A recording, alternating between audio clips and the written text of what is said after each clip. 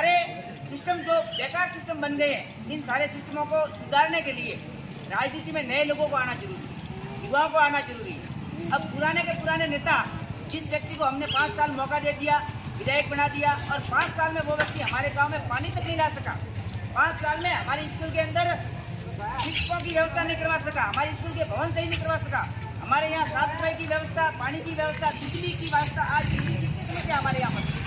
किसानों के फोन आते हैं कि हमें 10,000 रुपये देकर के बिजली के ट्रांसफार्मर लाने पड़ रहे हैं, ये सुनने में आ रहा है। एक ट्रांसफार्मर जल गया, उसके लिए किसान को गिड़गिड़ाना पड़ता है। ऐसी व्यवस्था आज की लिखित व्यवस्था है, जिन नेताओं ने हमारे लिए क्या किया। तो ये सारी व्यवस्था बदलने के लिए तो पुराना ढर्रा चल रहा है, उस ढर्रों को छोड़कर हमें वोटिंग करनी होगी। एक व्यक्ति को 1 बार मौका दे दिया, एक व्यक्ति को 2 बार मौका दिया, अब बार मौका देकर उससे क्या निकालेंगे।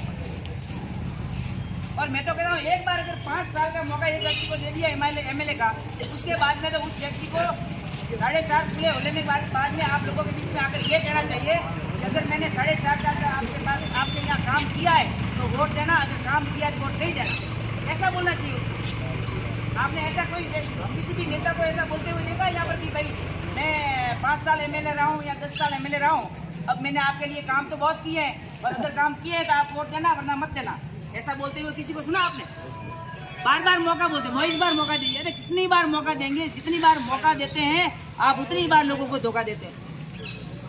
तो मैं आप सभी से ये निवेदन करने आया हूँ कि मैं एक निर्दलीय प्रत्याशी हूँ, चुनाव चिन्ह मेरा अलमारी है, 9 नंबर का बटन है। 25 तारीख को चुनाव करने जाओ, उस समय एक बार मौका मुझे देना। मैं नया व्यक्ति हूँ, पहली बार आया हूँ, किसान का पुत्र हूँ, अमीर व्यक्ति नहीं हूँ।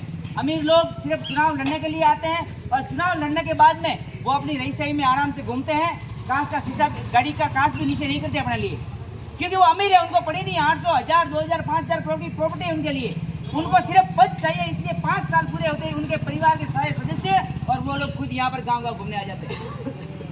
जिस समय गेटबंदी चलती होती है, अभी कुछ समय पहले यहाँ एक भाई साहब और एक हमारे भाभी साहब, अच्छी बात है, नेताओं की फैमिली चुनाव में प्रचार में आनी चाहिए, लेकिन प्रचार में ही केवल नहीं आनी चाहिए, जिस समय लोगों को जरूरत पड़ती है उस समय भी उनको आना चाहिए नहीं आना चाहिए।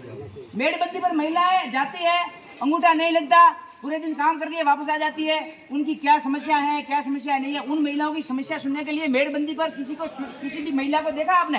किसी भी नेता के महिला सदस्य को वहां पर देखा आपने?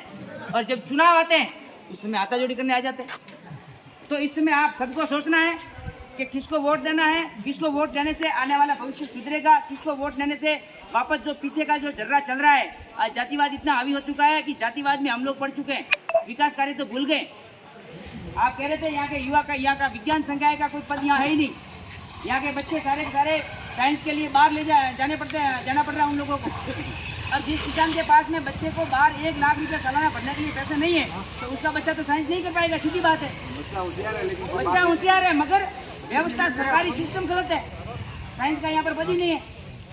तो ये सिस्टम, इसके लिए हमें लड़ाई लड़नी है।